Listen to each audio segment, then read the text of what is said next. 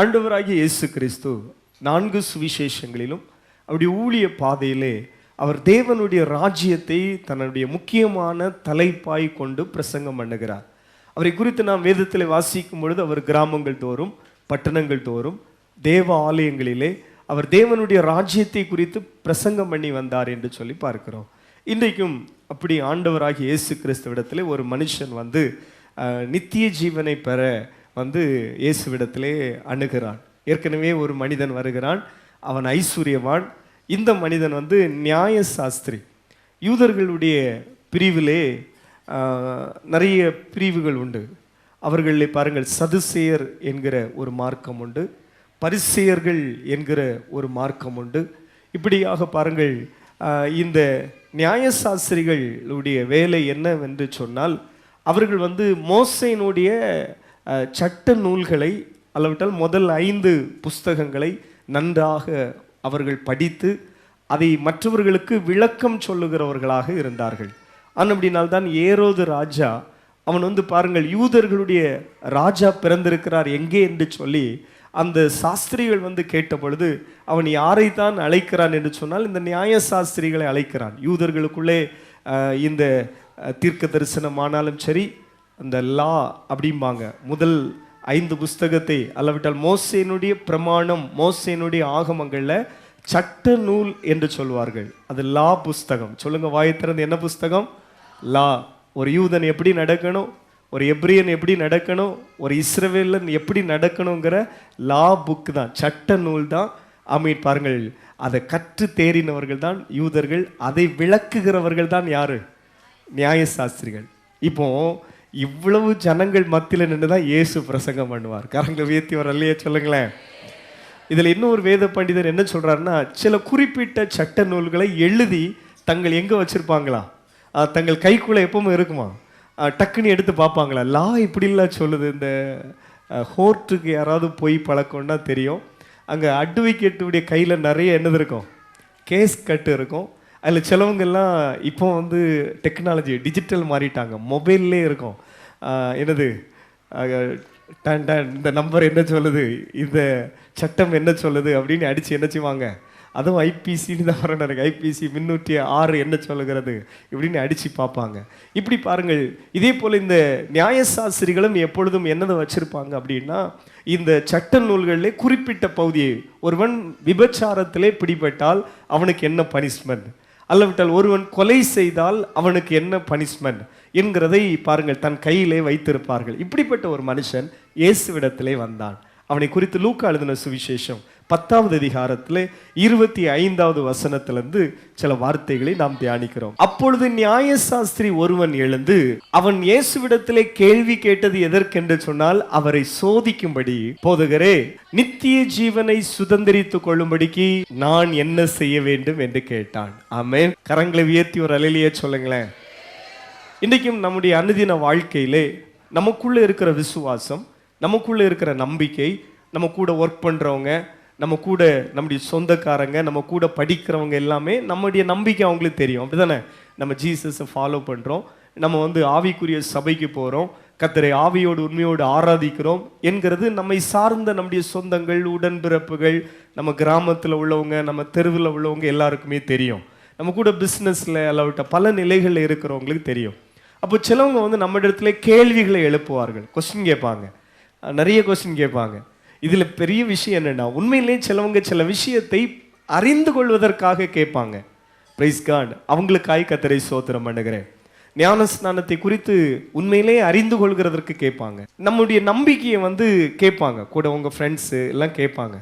அப்போ சிலர் வந்து பாருங்கள், சிலரை அறிந்து கொள்ளும்படியாக கேட்பாங்க. பைபிளில் வந்து இது சொல்லியிருக்கா, இப்படின்னா என்ன அப்படின்னு கேட்பாங்க. நம்ம அவங்களுக்கு சொல்லி கொடுக்கலாம், அவர்களும் புரிந்து கொண்டு தங்களை சரி பண்ணி கொள்வார்கள். அப்படிப்பட்டவங்க இன்னும் நம்மள்கிட்ட பேச ஆசைப்படுவாங்க, நம்மகிட்ட ஒரு ஃப்ரெண்ட்ஷிப் வச்சுக்க ஆசைப்படுவாங்க. இவள்கிட்ட போனால் வந்து இவ பைபிளை பற்றி என்ன செய்வா, சொல்லுவா. பாருங்கள், அப்படிப்பட்ட ஃப்ரெண்ட்ஸுகள் உடைய பிள்ளைகளுக்காய் கர்த்தரை ஸ்தோத்திரம் பண்ணுகிறேன். அவங்கள்ட்ட நீங்களும் நல்ல ஃப்ரெண்ட்ஷிப் வச்சுருக்கணும், தொடர்ந்து அவங்கள ஃபாலோ பண்ணணும். ஆனால் சிலர் இந்த நியாயசாஸ்திரி இயேசுவிடத்திலே வந்தது போல சிலர் வந்து சில கொஸ்டின் எழுப்புவாங்க, சோதிக்கும்படியாக சில கொஸ்டின் கேட்பாங்க. அவங்களுக்கு பதில் சொல்கிறதற்கும் ஆவியானவர் நமக்கு ஞானத்தை தருவார். கரங்களை உயர்த்தி ஒரு அல்லேலூயா சொல்லுங்களேன். சத்தமா அல்லேலூயா சொல்லுங்களேன். இப்பொழுது இந்த மனிதன் வந்து கேட்கிற ஒரு காரியம் என்னவென்று சொன்னால், நித்திய ஜீவனை சுதந்தரித்துக் கொள்ள என்ன செய்யணும்? கர்த்தர் வந்து சொல்லுகிற ஒரு காரியம் என்னவென்று சொன்னால் 2 கட்டளையை சொல்லுகிறார். அதில் முதல் வார்த்தை, அதை மையப்படுத்தி தான் இன்றைக்கு பாருங்கள் ஆரம்ப பாடல்கள் ஆமென் சோதரம் ஆண்டவருக்காய் நம்ம அர்ப்பணித்தோம். முதல் ஆண்டவர் சொல்லுகிற காரியம் என்னவென்று சொன்னால், அடுத்த வசனத்திலே வாசிக்கிறோம், வாசிங்கள். அதற்கு அவர், நியாயப்பிரமாணத்திலே என்ன எழுதியிருக்கிறது, நீ வாசிக்கிறது என்ன என்றார். ஆமீன். பாருங்கள் எவ்வளவு இயேசுவினுடைய அந்த டீச்சிங் மெத்தடை பாருங்க. ஆமீன்.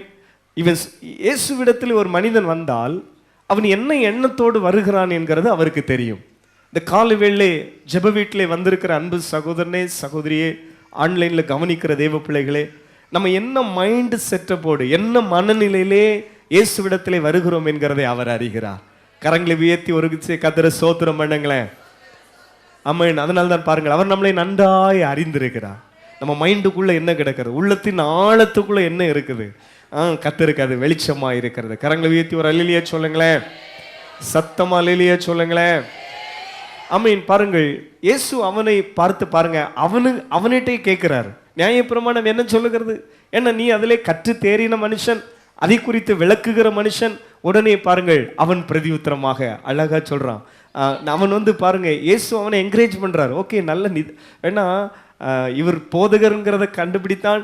ஏற்கனவே சதுசேயர்களுடைய வாயை இவர் என்ன செய்தார், அடைத்தார் என்கிறதை பார்த்துட்டான். அதனால தான் இவன் வந்திருக்கிறான். இப்படி பாருங்கள், அவன் வந்து பாருங்கள் ஃபர்ஸ்ட் சொல்றான், உன் தேவனாகிய கர்த்தரிடத்திலே உன் முழு இருதயத்தோடும். பிள்ளைங்க சொல்லுங்கம்மா, உன் தேவனாகிய கர்த்தரிடத்திலே எப்படி? முழு இருதயம். சர்ச்சில் எப்பொழுதுமே அல்லவிட்டால் நம்முடைய தனி ஜெபம், குடும்ப ஜெபம், இவைகளிலே அந்த முழு இருதயம் ரொம்ப முக்கியம். அதுக்கு தான் கண்ணை மூடுகிறோம். இங்கே முன்னால் இருக்கிற எல்லாம் எனக்கு என்ன செய்யணும், மறைக்கப்படணும். என்னுடைய முழு மனதோடு. பொதுவாக உலக மனுஷனே பாருங்க, இந்த மெடிடேஷன் பண்ணுறாங்க, தியானம், அளவிட்டால் யோகா, பல காரியங்கள் பண்ணுறாங்க. அவங்க கூட பாருங்க கண்களை மூடுகிறாங்க சிலதுக்கு. நம்ம ஜெப வீட்டில் வந்து ஆண்டவர் வந்து நம்மளை வந்து கற்று தந்திருக்கிறார். ஒரு தெய்வ பிள்ளை பாருங்கள், ஒன்னஸ் ரொம்ப முக்கியம். இந்த ஒரு மனதை நம்ம வந்து ஜெபத்திலையும் ஆலயத்திலையும் தான் நம்ம கற்றுக்கொள்ளணும். கரங்களை உயர்த்தி தம்பிங்க ஒரு அல்லேலூயா சொல்லுங்க. எதை கற்றுக்கொள்ளணும்? ஒரு மனம், ஒரு மனதோடு ஒரு காரியத்திலே கவனம் செலுத்துகிறதை நமக்கு வந்து இயேசு கற்றுத்தருகிறார். தேவாலயத்திலே நாம் அதை கற்றுக்கொள்ளணும். இந்த ஒன்னஸ் ரொம்ப முக்கியம். இந்த ஒரு மனம் பாருங்கள் உங்களோட வாழ்க்கையில் உங்களை ரொம்ப உயர கொண்டு போகும்.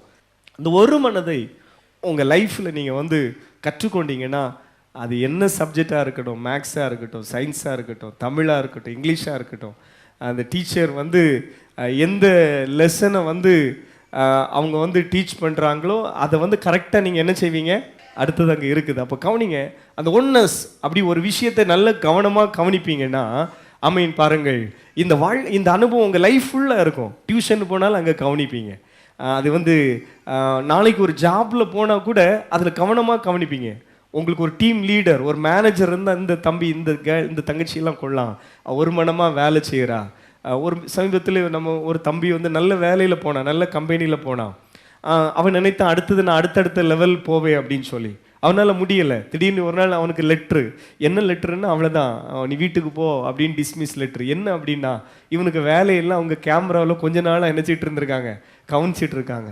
அப்புறம் பாருங்கள், கடினமான வேலையில் போனான். நான் சொல்கிற விஷயம், அப்போ பாருங்கள், இந்த தேவன் பார்க்கிறார். நம்ம ஒரு காரியத்தில் உண்மையாக இருக்கும் பொழுது அதை கர்த்தர் பார்க்குறாரு. கர்த்தரே நமக்கு ப்ரமோஷனை தருவார். கரங்களை வீழ்த்தி ஒரு அல்லேலூயா சொல்லுங்களேன். சத்தமாக சொல்லுங்களேன்.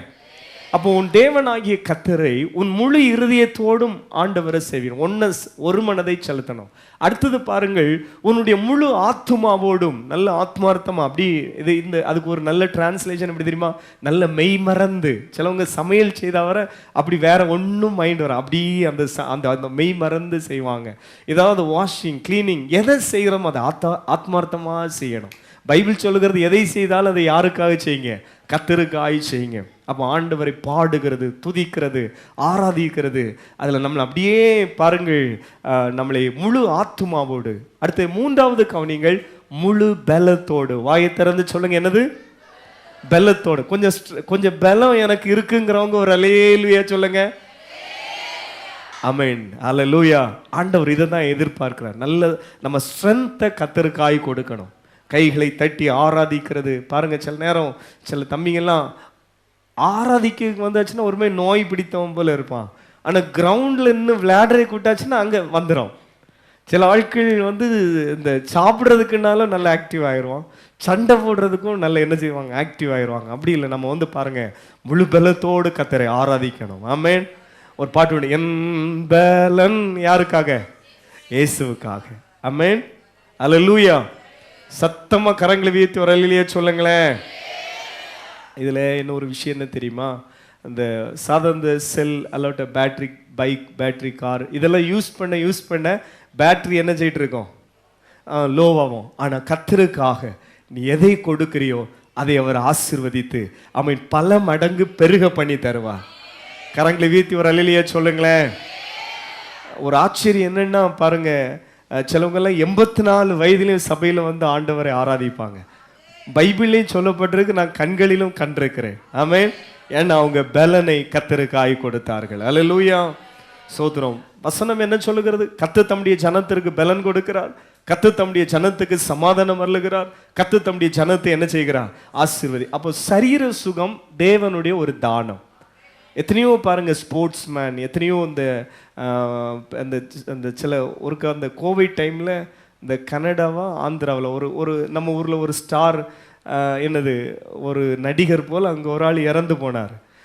பாருங்க அவங்க அந்த இன்னும் நிறைய பேர் இதில் நிறைய பேருடைய வீட்டில் என்னென்னா அவங்க வீட்டிலே மருத்துவமனை இருக்குமா, அவங்க வீட்டிலே ஹேட்ரிங் முடித்தவங்களே பெரிய ஒரு 4-5 பேர் இருப்பாங்களா, காரே 50-100 காரு. இந்த அளவு ரிச் ஆனவங்க கூட இல்லை. அவங்கெல்லாம் நம்மளை போல இப்படி சாப்பிடுவாங்கன்னு நினைக்கிறீங்களா? இல்லை. இந்தந்த விட்டமின்ஸ் இது அதை பார்த்து அதை ஸ்டடி பண்ணி எல்லாமே அப்படி தான் ஆர்டர் படி தான் நம்மளாம் என்ன சாப்பிட்ற உணவுல இல்லைங்க ஆரோக்கியமாக இருக்கிறது, கர்த்தருடைய தானம். கரங்களை உயர்த்தி சொல்லுமா, என் சரீர சுகம் நீர் எனக்கு தந்த தானம். ஆமென். ஹல்லேலூயா. கரங்களை உயர்த்தி ஒரு அல்லேலூயா சொல்லுங்களேன். அப்போ தேவன் நமக்கு ஜீவன் தருகிறவர், சுகம் தருகிறவர். அதனால தான் இதெல்லாம் அனுபவித்த பிள்ளைங்கள் தான் சர்ச்சில் வந்தோடனே கண்ணை மூடி சோத்திரம் பண்ணிகிட்டே இருப்பாங்க, கிருபை கிருபை கிருபை. ஒரு நாளைக்கு முன்னாலெல்லாம் சபையில் வந்து ஜனங்கள் ஆராதிக்கிறவங்க என்னென்ன, ஆண்டவரே அப்போல்லாம் இந்த மாதிரி ஆவிக்குரிய சபைகளில் எல்லா ஞாயிற்றுக்கிழமையும் எழுப்பி சாட்சி சொல்லுகிற ஒரு பழக்கம் உண்டு. ஆராதனை எப்போ தெரியுமா தொடங்கும்? ஒரு 9 மணிக்கு தொடங்கி 1 மணிக்கு என்ன செய்யும், முடியும். நம்ம இதையே என்ன செய்ய முடியலை, தாங்க முடியலை. அங்கங்கே நெளிஞ்சு கையை மடக்கி காலை அந்த மாதிரி. எனக்கு ஒரு கிருபை என்னென்னா, அந்த காலத்திலே சபையில் இருக்க ஆண்டவர் உதவி செய்தார். கரங்களை உயர்த்தி சோத்திரம் பண்ண மாட்டீங்களா? இப்போது 9 மணிக்கு ஆராதனை தொடங்கி 1 மணிக்கு முடியும்னா நான் வந்து இந்த 8 மணிக்கே உள்ளே இன்வால்வ் ஆயிரும். நம்ம என்ன அப்படி ஒரு கிருபை. கவனிங்க, முடிந்தும் எல்லாம் எடுத்து வச்சுட்டு தான் போகிறேன். 2 மணிக்கு போகிறதும் சாப்பிட்றதா இருக்கும். அப்போது அந்த மாதிரி ஆண்டவரை தன்னுடைய முழு மனதோடு முழு பலத்தோடு ஆராதித்த பிள்ளைகள் இன்னைக்கு ஆசீர்வாதமாக இருக்கிறாங்க. கரங்களை உயர்த்தி ஒரு அல்லேலூயா சொல்லுங்களேன் சத்தமா. கவனிங்கள். அப்போ வேதத்தில் வாசிக்கிறோம், உன் அந்த முழு பலத்தோடும் உன் முழு சிந்தையோடும் அவர் என்ன செய்யணும்னா அன்பு கூறணும். Price God. அல்லேலூயா. அந்த சிந்தை ரொம்ப முக்கியம். சாத்தானுடைய ஒரு தந்திரம் என்ன தெரியுமா? சிந்தையை சிதறடிக்கிறது. சிலவங்க ஜெபம் பண்ணும் பொழுது ஒரு மனதை கெடுப்பான். அவன் வந்து பாருங்க சிந்தையை டைவர்ட் பண்ணுவான், வேற எங்கேயாவது திருப்பி விடுவான். ஆள் தான் இங்கே இருக்கும். இவங்க வந்து திடீர்னு எங்கே போயிட்டு வந்துடுவாங்க, அமெரிக்கா போயிட்டு வந்துடுவாங்க. திடீர்னு பாருங்க அடுத்தது எங்கே, யூகே போயிட்டு வந்துடுவாங்க.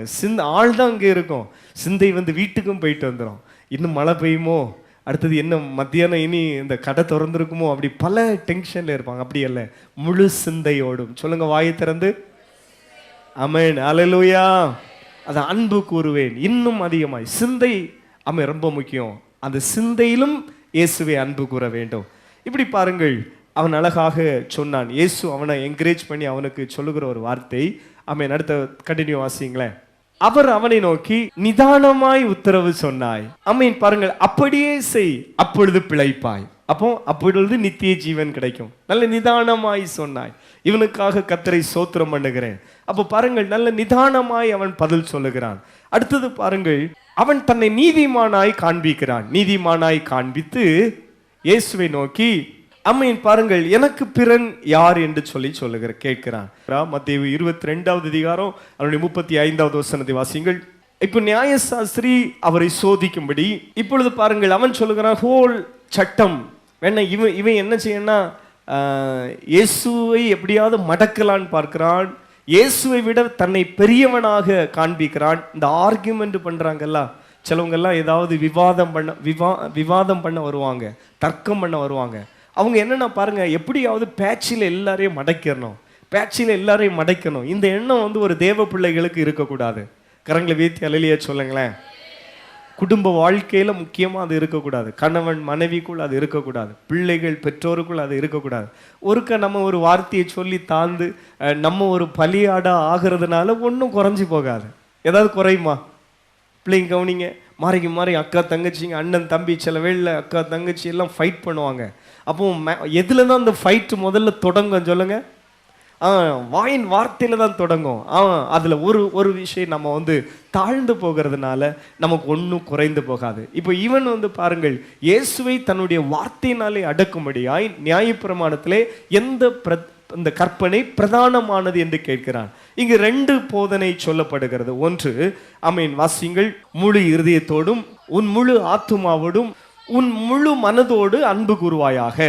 இது முதலாம் கற்பனை. அதற்கு ஒப்பாயிருக்கிற இன்னொரு கற்பனை இருக்கிறது.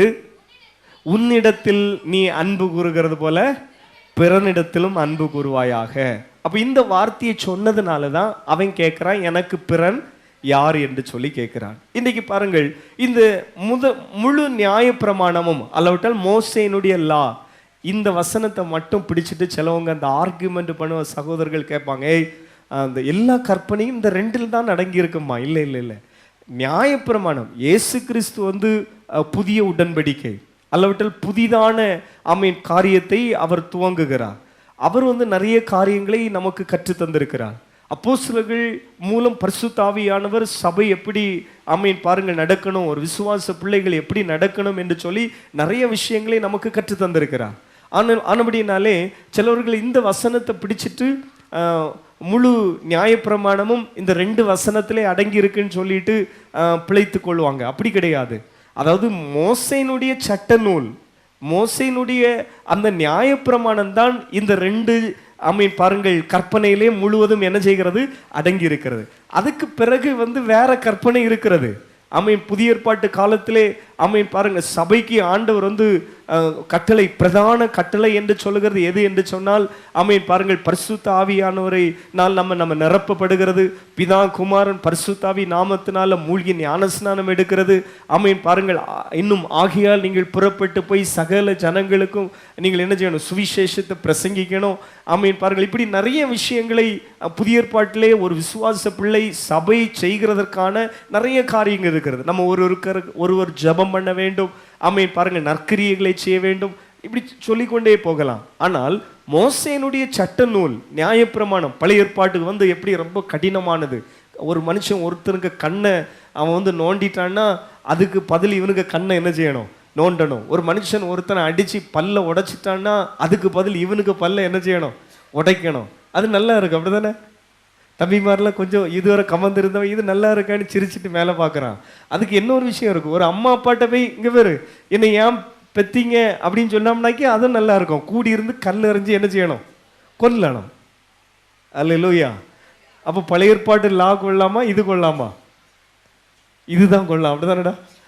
அன்னைக்கு அப்படி பழைய ஏற்பாட்டு லா இருக்கோம்னா இதுக்கு முன்னால் சமாதி உனக்கு என்ன செய்திருப்பாங்க, கட்டியிருப்பாங்க. ஏன்னா அம்மாட்ட வந்து நிறைய ஒரு கேட்டிருப்பிய, அம்மாவை எதிர்த்திருப்பீங்க, அம்மாவை அடிச்சிருப்பீங்க, அம்மா பிள்ளைங்கெல்லாம் அப்படி செய்திருக்க மாட்டீங்கன்னு நினைக்கிறேன். நீங்கள்லாம் நல்ல பிள்ளைங்க. அப்போ பழைய ஏற்பாட்டுலாம் வந்து ரொம்ப கடினமானது. ஒருத்தனை கொலை செய்து அதுக்கு பதில் அவனை என்ன செய்யணும், கொல்லணும். ஆனால் இந்த புதிய ஏற்பாட்டு லாங்கிறது கிருபையின் காலம். சொல்லுங்க வாயை திறந்து, என்ன காலம்? கிருபையின் காலம். இயேசு நம்மளை மன்னிக்கிறவன்.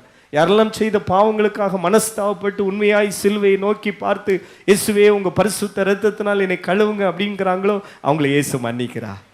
ஆமென், அல்லேலூயா. தம்பிங்க கரங்களை வியர்த்தி ஒரு விஷயம் அல்லேலூயா சொல்லுங்களேன். எல்லாரும் சேர்ந்து அல்லேலூயா சொல்லுங்களேன். இயேசு நல்லவர். கவனிங்கள். அப்போ அவன் வந்து இப்பதான் கேட்கிறான், எனக்கு பிறன் யார் என்று சொல்லி அவங்க அந்த காரியத்தை ஆண்டவர் சொல்லுகிறார். Praise God. உன்னிடத்திலே அன்பு கூறுகிறது போல பிறனிடத்திலும் நீ என்ன செய்வாயாக, அன்பு கூறுவாயாக. Praise the Lord. இப்போ 40வது வசனம், இந்த 2 கற்பனைகளும் நியாயப்பிரமாணம் முழுமையும் தீர்க்க தரிசனங்களும் அடங்கி இருக்கிறது என்றார். ஆமென். அப்ப இந்த 2 பிரமாணத்துல, ஏன்னா புதிய ஏற்பாட்டு கால சபைக்கான ஆமென் பாருங்கள் லா இனிதான் என்ன செய்யப்படுகிறது, எழுதப்படுகிறது. Praise the Lord. கரங்களை உயர்த்தி ஒரு விஷயம் அல்லேலூயா சொல்லுங்களேன். பரிசுத்தவான்கள் இரத்தத்தால் மீட்கப்பட்ட சபை எப்படி நடக்கணும், அல்லவிட்டால் அந்த நாட்களிலே மீட்கப்பட்டவர்கள் சபையினுடைய பயங்கரமான உபத்திரவத்தினாலே உலகம் எங்கும் சிதறி இருந்தார்கள். 12 அப்போஸ்தலர்களும் உலகம் எங்கும் சென்று சுவிசேஷம் பிரசங்கித்தார்கள். அதனால்தான் அப்போஸ்தலனாகிய பேதுரு நிருபத்தில் எழுதும் பொழுது ஆமென், இரத்தத்தால் மீட்கப்பட்ட அவர்களுக்கும் உலகெங்கும் சிதறி இருக்கிற பரதேசிகளுக்கு நான் என்ன செய்கிறது, எழுதுகிறதாவது அப்படிங்கிறார். அப்போ நிருபம் இனிதான் கொடுக்கப்படுகிறது. ஒரு சபை எப்படி வாழணும், ரட்சிக்கப்பட்ட சகோதரர்கள் எப்படி வாழணும், இயேசுவை விசுவாசிக்கிற சகோதரிகள் எப்படி வாழணும், ஆமென் பாருங்கள் ஊழியங்களில் ஈடுபடுகிறவங்க எப்படி வாழணும் என்கிறது, சபை எப்படி வாழணும் அப்படிங்கிறதெல்லாம் இனிதான் என்ன செய்யப்படுகிறது, எழுதப்படுகிறது. ஆனால் இந்த 2 வசனத்தையும் எடுத்துட்டு தப்பித்து கொள்ள முடியாது. நாம் செய்ய வேண்டிய நிறைய காரியங்கள் இருக்கிறது. கரங்களை வேத்தி ஒரு விஷயம் அல்லேலூயா சொல்லுங்களேன். ஆனால் இந்த சட்ட நூல், லா புஸ்தகம் அல்லது மோசேயினுடைய கடுமையான நியாயப்பிரமாணம் இந்த 2 கற்பனையிலே அடங்கி இருக்கிறது. ஒன்று, உன் தேவனாகிய கர்த்தரை முழு மனதோடு, முழு ஆத்துமாவோடு, முழு சிந்தையோடு, முழு பலத்தோடு அன்பு கூறணும். அதை செய்கிறோம். ஆராதனையிலே சொல்லிட்டேன், இவ்வளவு மழையிலும் நம்ம வந்தது அது ஒரு காரியம். கரங்களை வீழ்த்தி அல்லேலூயா சொல்லுங்களேன்.